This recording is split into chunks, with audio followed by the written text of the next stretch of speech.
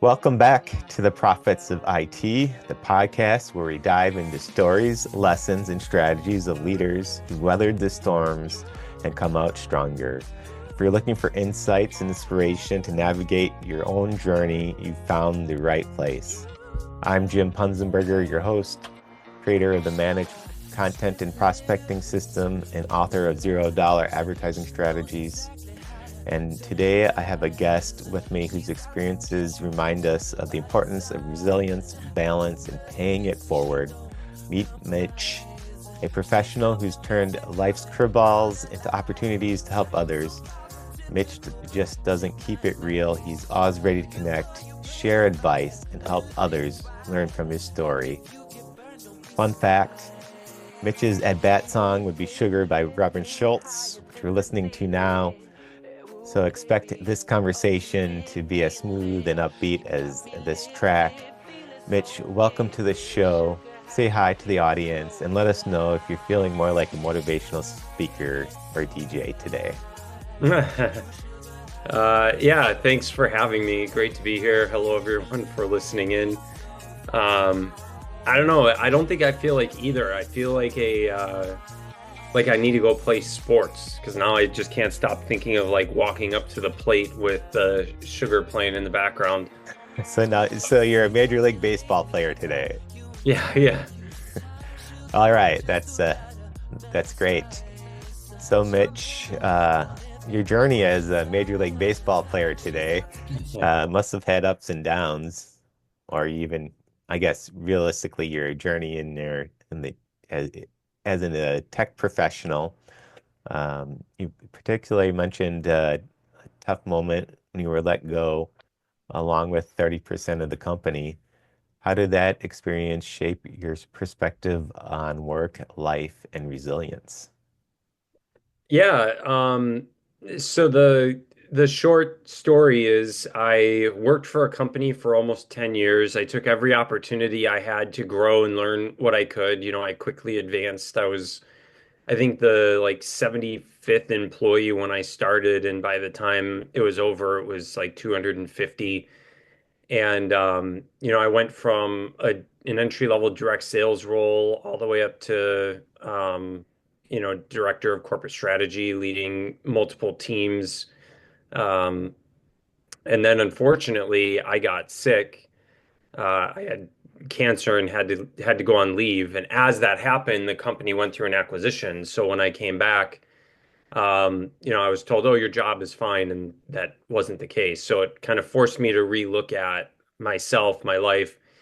Um, one of the sobering moments, and other people had said this to me as well, and even before, and I just kind of always thought people will always do the right thing. That's kind of how I was raised as like, um, do unto others as you want done unto you. And so I took what I was told at face value that, my job was safe, that everything was going to be fine. And then when it wasn't, um, there was a lot of scrutiny of, well, you should have had the agreements in writing because there was supposed to be bonus payouts from the acquisition and other things.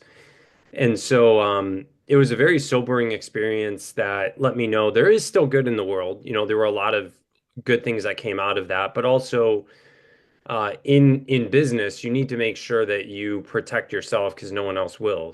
Do what's in your best interest, not in any nefarious manner of wronging others, but don't count on others to do the right thing for you. And so it really opened the door to where I was now. I never thought I would get into freelance work, kind of working for myself, and there were a lot of reasons for me not to, but life kind of made other plans. And one of the great things that has come of it is I have a much better work-life balance. I still get to do what I love.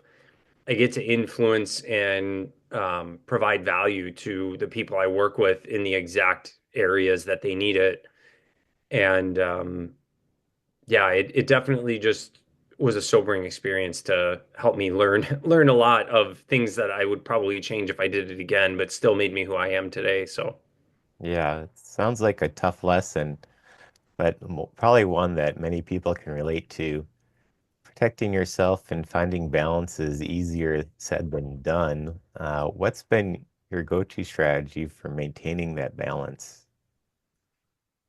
Yeah, good question. I'm a big believer in what gets measured gets done. I kind of live by my calendar. And I believe strongly in accountability and kind of follow through. If you say you're going to do something, stick to it. And if you can't, that's okay, but definitely own up to it and proactively share like, hey, I thought I was going to be able to do this, but I can't, which is such a small thing, but such a big issue, I think, in the society in general today is this widely accepted uh, situation where people can just ghost others or not respond. The job market in particular is very difficult, and I know there's a lot of politics tied to why, but um, people put in a lot of time and effort to do things, and then whether it's selling or buying a product or talking to people or even in your personal lives. So for me, it's just that measured accountability on my calendar. I block out time to get the personal things that I want done, whether it's spending time with my kids, taking them to an appointment, trying to do things for myself, like working out. And, I just make sure that I'm prioritizing those things that are important. And every once in a while, that ends up being something for work, and that's okay.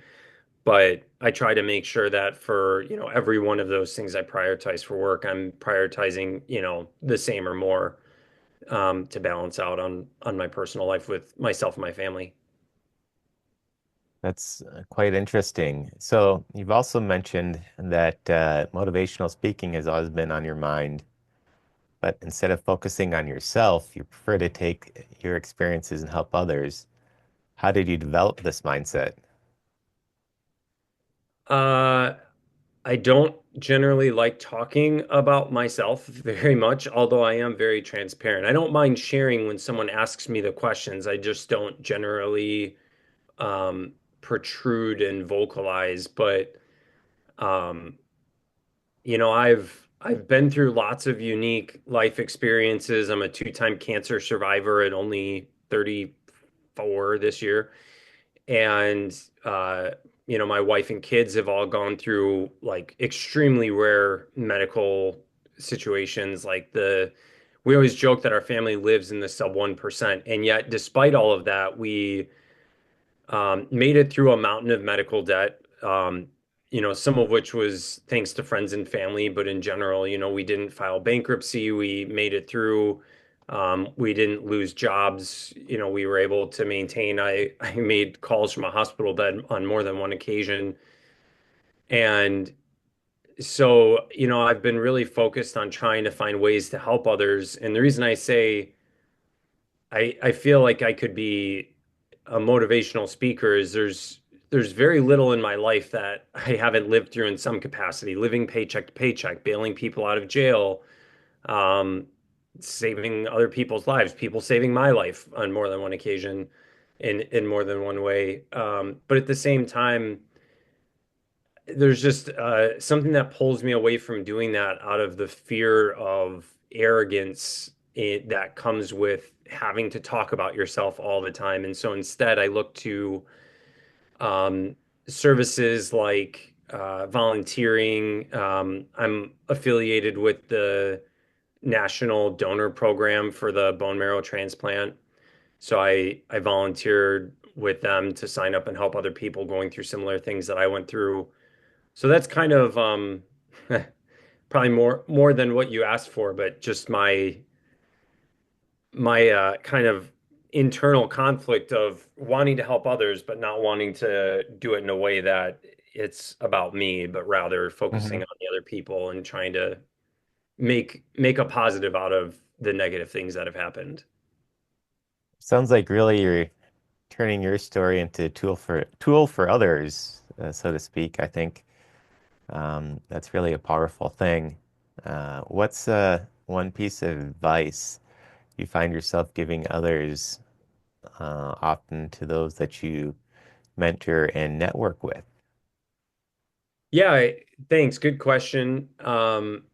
It's pretty simple. I think it's this. pay it forward mentality, and it's starting to take more root.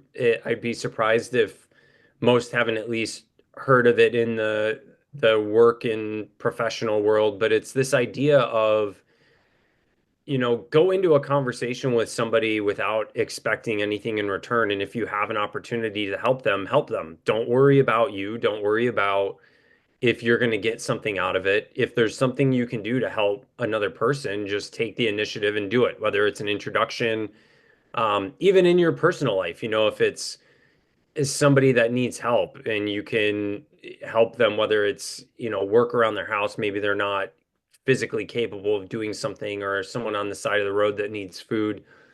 Um, yeah, I've found that when you do that and truly don't expect anything in return, good things happen naturally.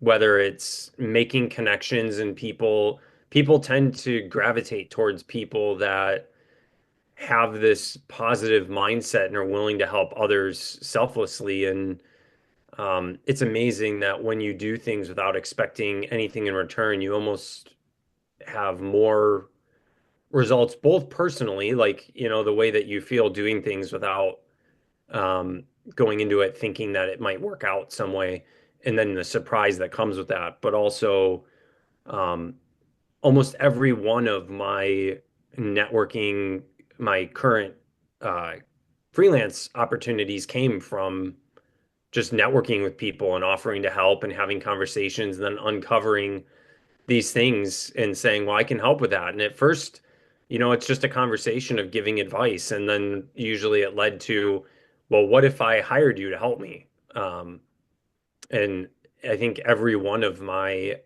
opportunities has kind of started that way. So that would be my biggest piece of advice, is just don't be afraid. Everyone's busy, but don't be afraid to take 15 minutes to have a conversation with someone or approach someone and offer to help them.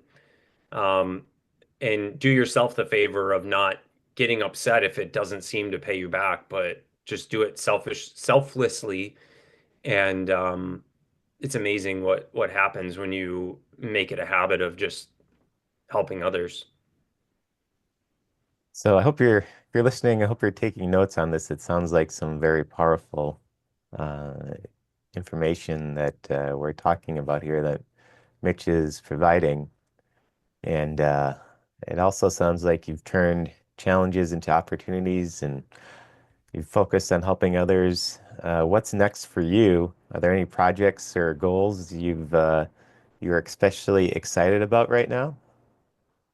Yeah, and I would like to say one last thing, just because I think it hits it home on the advice. In my networking conversations with people, one of the questions that I get asked most often is, well, how did you find potential clients? How did you start working and, secure contracts? And I'll talk to people that are like, I make, 20 calls a day and I'm always, advertising myself. And I just tell them, stop.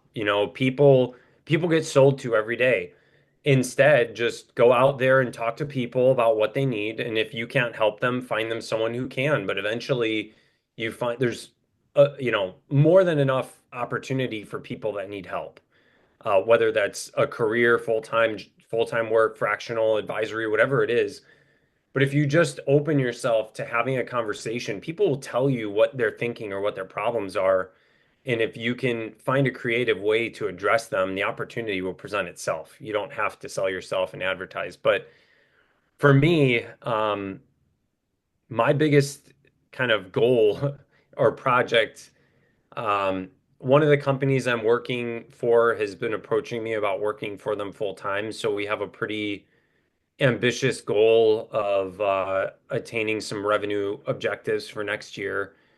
But I'm trying to get to a point, having lived through everything I've been through, um, where, I can have a 30-hour a week job that doesn't make me millions, but it pays my bills and gives me time to spend with family and live the life that I want. And, I'm not retired. I'm not going to stop working. And I also, like I said, the jobs aren't paying me five, six, $700,000 a year or anything, but it's enough to pay my bills. And I think, the goal I'm working towards is having this ongoing stability of being able to make an impact personally and professionally in a way that allows me to have that key balance without, working 45, 50-hour weeks like I used to when I was younger, and just being able to see my kids grow up. So maybe not quite the answer you were looking for, but that's what's on my mind almost every day is working towards that Well, equilibrium, if you will. yeah, I'm not looking for an answer. I'm looking for what's authentic, not just any specific answers. So I appreciate you being, authentic and sharing uh, what's y- your, your truth, I guess, is what we're talking about here. And so, Mitch, if somebody's inspired by your story here and would like to connect with you, what's a great way for them to reach out? Yeah, thanks. Good question. LinkedIn is usually, I mean, that's how you got in touch with me. Hmm. Um, I am probably to a fault overly responsive. So if someone reaches out to me, I will almost always respond, whether it's a telemarketer or um, advertising or just someone looking for a good conversation. So LinkedIn, message me. My email's on there. You can always email. And yeah, I'm always happy to have a conversation. So is it Mitch on LinkedIn, or what? What's your name? Or Mitchell? I think it is just Mitch Lenzi, but let's see. So Mitch, and Yeah, then Mitch Lenzi. Lenzi. Yep. Well, reach out to Mitch on LinkedIn, and thank you for sharing your story with us today, Mitch. Your insights have been great. It's you've had this very interesting career, and just from navigating not only your career but your personal challenges, you've given us a lot to think about and some great advice to act on. Thanks for having me. Yeah, it's been a pleasure. And thanks for tuning in to the Profits of IT. Until next time, keep growing, connecting, and finding your balance.